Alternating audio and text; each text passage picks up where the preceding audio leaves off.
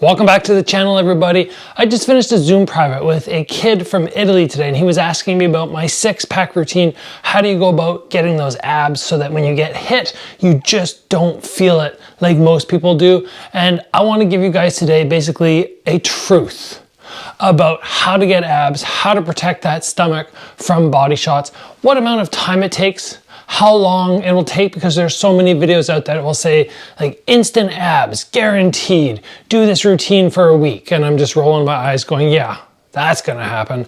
So today we're gonna start with a little talk, and then we're gonna finish with an ab routine, which you guys can follow along with. And we're gonna talk about volume, we're gonna talk about intensity, all of that. Injuries, what can happen if you do too many abs and you don't balance it out. So let's begin, and let's just talk about when I really started putting a focus on getting a six-pack, what age I was, and when it really started to come out, when I started to really notice the difference. So around 12, 13 years old, for some reason right around then, I decided, I think it'd be kind of cool to work on my stomach and just get some muscles down there. And at that point, I wasn't really worried about protecting my stomach. It was just more something that I want to do, something which I think would be fun to have. And I would say for about a year or two, I kind of did 200 to 300 ab exercises each day. Disclosure, I think that is too many now. And I've been doing less over the past decade. I think it works a lot better. It's a lot safer, but just letting you know, that's what I started at. 200-300 ab exercises a day, probably 6 days a week, maybe 7. I can't 100% remember. And it's basically, I'm going, I have to just push and push and push, and this stomach is gonna come out. Those abs will develop, and they did.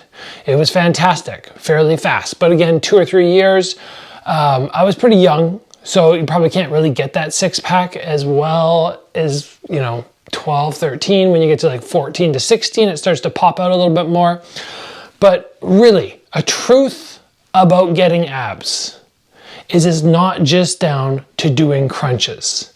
If you have massive stomach muscles, but they're hidden by layers of fat, you will not see them the same way that you will see mine.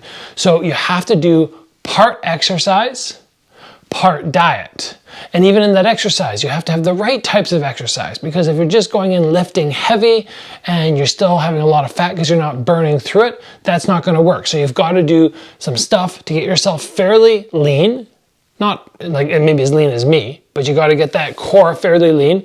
And then yes, you still want to make sure you're doing some ab exercises. So there's going to be probably some cardio, there's going to be some ab exercises, and then we get into diet. What are you eating? If you're eating donuts and chips and such, unless you have a super high metabolism, that's going to be more difficult. So I've always tried to dial in my diet while at the same time being like, you know what, if it's the weekend and I want to have a little bit of fun, that is okay. It's not like I'm on this monk diet for the last 20 years where I go, I can't eat anything, because if I do, my stomach muscles are going to disappear. No, that hasn't happened. So overall, I just want you guys to make sure you recognize you're not going to get abs in a week or a month. It might take more than that. You might have to burn through layers of fat. You might have to develop those muscles more. And the routine that we're going to do today will help you figure out exactly what you need to be doing each day. I'm going to go for about 100 to 150 every day. Remember to balance out the body, so it's not just the stomach, but it's the overall core. And we're getting the back muscles as well. So you can do hip lifts.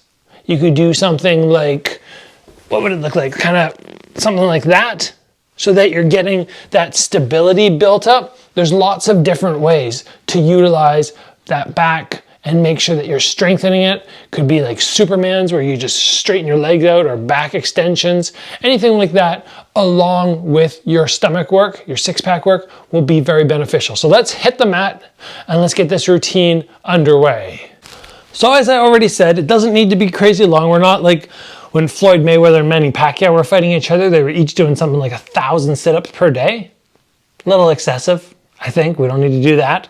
So just follow along with this. This is like an example. I have many ab routines on the channel which you can do, but this is just an example. We'll go for 120, and we're gonna go 3 sets of 40 ab exercises. We'll take a little pause in between. For the first one, we're gonna go little knee taps every time we come up. We're gonna try and get our palm to the knee, and we're just focusing on a crunch more. So let's get 40, yeah, let's get 40 of these, all right? And 1, 2, 3, 4, 5, 6, 7, 8, 9, 10.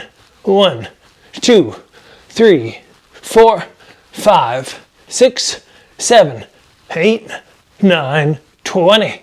1, 2, 3, 4, 5, 6, 7, 8, 9, 30. 1, 2, 3, 4, 5, 6, 7, 8, 9, 40. Now here's the tip, something that I want you to recognize.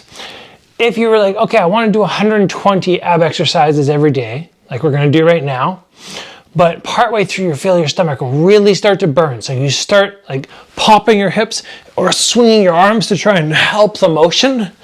Really, you're not doing the exercise right, and you'll start engaging other muscles. Maybe you'll pull through your hip flexors, swinging your arms, you're not really engaging your stomach. So you're better to start low numbers, and then build up bit by bit. But just, again, you don't need to go past like 120. I think that's enough, especially if you're doing kickboxing throughout the day. All the twisting and the ab exercises that you do in there are gonna help develop those muscles as well. Okay, let's go to set number 2. We're gonna have for this one, hands resting against the stomach. You can feel the stomach really tight. Squeeze it, don't let it ever relax. And let's go for 40. 1, 2, 3, 4, 5, 6, 7, 8, 9, 10. 1, 2, 3, 4, 5, 6, 7, 8, 9, 10.